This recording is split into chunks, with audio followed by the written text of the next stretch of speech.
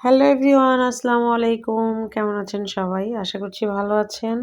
আমিও আল্লাহর রহমতে ভালো আছি। তো বেশ কিছুদিন হয় যে লং ভিডিও দেই না। অ্যাকচুয়ালি এত প্যারা, দীর্ঘ ১.৫ মাস হইল আমার বড় মেয়ের পরীক্ষা চলতেছে।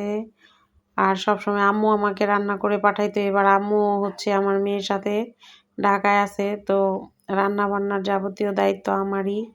তো এখন হচ্ছে একটু এই ১.৫ মাস আমি রান্না নিয়ে সংসার, বাচ্চা-কাচ্চা, যেহেতু আমার আরও ২ জন বাচ্চা আছে, ওদের পরীক্ষা গেছে।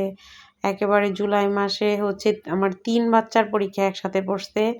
আমার একজন হচ্ছে স্কুল পড়ুয়া, একজন কলেজের, আরেকজন মাদ্রাসার।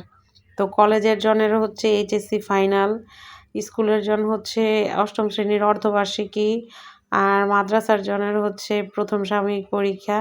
সব মিলিয়ে হচ্ছে আমি মনে হয় বাইচ্চা রইছি, এটাই আল্লাহর দরবারে শুকরিয়া। এই ৩ পোলাপানের পড়ার চাপ, এরপরে হচ্ছে বাসায় রান্না-বান্নার চাপ, আবার ছাদ খামার মানে ছাদের কবুতর, হাঁস এগুলো ম্যানেজ করতে হয়, সংসার গুছাইতে হয়।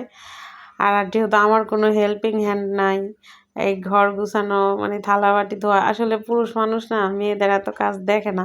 এই যে দেখেন খাবারগুলা রেডি দেখতেছেন, কিন্তু এই খাবার রেডি করতে যে কত প্রসেসিং, কাটা, ধোয়া, বাছা, এগুলা মানে ছেলে মানুষরা বুঝে না।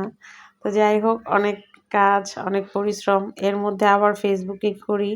দেখা গেছে এমন হইছে যে আমি কাটাকাটি কইরা ছাদে দৌড় দিছি হাঁস কবুতরে খাবার দিতে, ওই সময় যাই একটু ভিডিও তুললাই না, রান্না করতাছি, ভিডিও পোস্ট করতাছি, তরকারি নাড়া দিতাছি, আর হচ্ছে আবার কমেন্টের উত্তর দিতাছি। এখন অনেকেই মনে করে কি যে ভিডিও বানাই মানেই হচ্ছে আজাইরা খাই আর ফেসবুক চালাই, তা না। কি যে প্যারাময় লাইফ। আর সত্যি কথা বলতে আমি ফেসবুকটাকে এখন আর আমার ওইরকম মানে অনেক আগ্রহ সহকারে নেই না। আমি জাস্ট আমার যে দৈনন্দিন কাজগুলা সেগুলোই হচ্ছে শো করি। মানে এটা আমার প্রতিদিনের কাজ, সেটা জাস্ট একটু ফুটেজ রেখে দেই, ওইটাই আমি পোস্ট করি। মানে ফেসবুকের জন্য আমার আলাদা কিছু করতে হবে ওইরকম আমি কিছু করি না। ১ম দিকে যখন চ্যানেল খুলছিলাম ইউটিউবে, তখন অনেক কিছু করছি, অনেক চেষ্টা করছি, কিন্তু এখন মনিটাইজেশন পাইছি, টুকটাক ডলার ইনকাম হয়, কিন্তু এখন আগ্রহ নাই। কারণ আমি একেবারে সংসারের প্যারা এত, বাচ্চা-কাচ্চাদের ভবিষ্যৎ সব কিছু নিয়ে একেবারেই হচ্ছে ঘরোয়া হয়ে গেছি। তো অনেক রান্নাবান্না করতে হইছে, আরও অনেক, এই ১.৫ মাসে শুধু রান্নাবান্না। যেহেতু আম্মু ঢাকায় আছে, এদিকে বাবার বাড়ি, তো আমার কিছু খাবার-টাবার পাঠাইতে হইছে। আবার একবার আম্মুকেও পাঠাইছি, আম্মু আর আমার মেয়ের জন্যও পাঠাইছি। সব মিলিয়ে হচ্ছে আমার উপর অনেক চাপ ছিল। এর মধ্যে অনেকেই হয়তো ফোন-টোন দেন, আমি রিসিভ করতে পারি না। I am sorry for that. আর সবাই ভালো থাকবেন, দোয়া করবেন। অনেক মোবাইলের গ্যালারি ভরা ভিডিও, বাট আবার আপনাদের সাথে শেয়ার করব। আল্লাহ হাফেজ।